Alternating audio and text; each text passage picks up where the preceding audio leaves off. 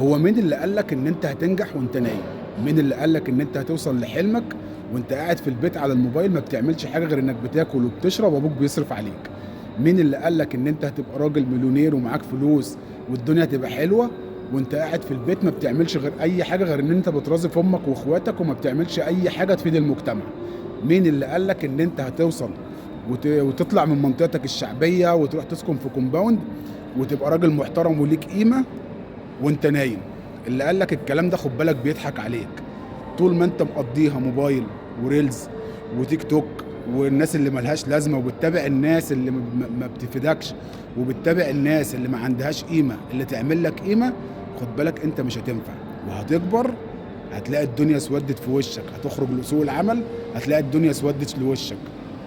دلوقتي الشهاده لوحدها مش كفايه، محدش يقنعك ان انت البكالوريوس ولا الليسانس اللي هتاخده ولا هينفعك في سوق العمل. لا، سوق العمل دلوقتي محتاج اللي عنده مهاره، محتاج اللي معاه لغه غير الانجليزي، عشان ما حدش يقول لك انا معايا انجليزي. الانجليزي دلوقتي بقى عادي زي العربي. تمام؟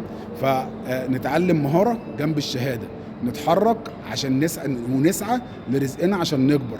الانتخه والموبايل والاكل والنوم والكلام اللي ملوش لازمه ده اقسم بالله لما تكبروا لا هتلبسوا في حيطه وهتندموا على كل دقيقه عدت من عمركم وما استغلتوهاش.